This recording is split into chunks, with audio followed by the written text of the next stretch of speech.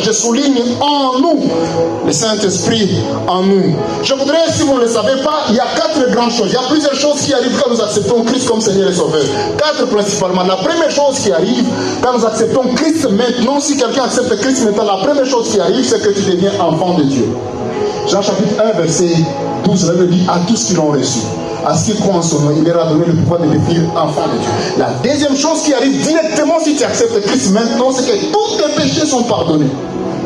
Hébreux chapitre 10, verset 10, là, il dit par l'offrande du corps de Jésus-Christ, nous avons été sanctifiés, pardonnés une seule fois pour toutes. Troisième chose qui arrive quand tu acceptes Christ maintenant, c'est que directement tu as la vie éternelle. 1 Jean chapitre 5, verset 11 à 13, la Bible dit, mais voici ce témoignage, c'est que Dieu nous a donné la vie éternelle. Et cette vie est dans son Fils. C'est lui qui a le Fils, a la vie. Le verset 13, la Bible dit, je vous ai écrit ces choses afin que vous sachiez que vous avez la vie éternelle, vous qui avez reçu le Seigneur Jésus-Christ. Mais la quatrième chose qui arrive directement quand vous acceptez Christ maintenant, c'est que vous êtes baptisé dans le Saint-Esprit. C'est-à-dire que le Saint-Esprit vient habiter en vous, à l'intérieur de vous, comme personne du Saint-Esprit. Et c'est Paul qui est en train de rappeler cela aux Corinthiens, dans 1 Corinthiens, chapitre 3, le verset 16, Paul dit, ne savez-vous pas que vous êtes le temple du Saint-Esprit et que l'Esprit de Dieu habite en vous.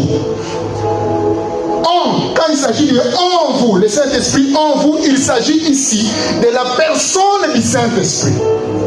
C'est la première dimension du Saint-Esprit. Quand nous recevons Christ, c'est que le Saint-Esprit vient directement habiter en nous. Et quand il vient habiter en nous, il nous donne le caractère de Dieu. L'objectif, c'est de nous donner le caractère de Dieu. Vous commencez à ressembler aux enfants de Dieu.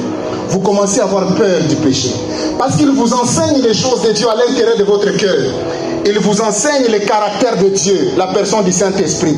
Il vous donne le fruit du Saint-Esprit qui sont écrits dans Galates chapitre 5. Vous commencez à avoir la patience, vous commencez à aimer les gens, la bénignité, l'amour. Vous commencez, vous sentez à l'intérieur de vous que c'est fort. C'est comme s'il y a une autre personne qui est à côté de vous, qui commence à vous dire des choses. Ça, c'est la première dimension du Saint-Esprit. C'est le Saint-Esprit en nous. Et c'est ce que les disciples ont reçu dans Jean chapitre 20, le verset 22.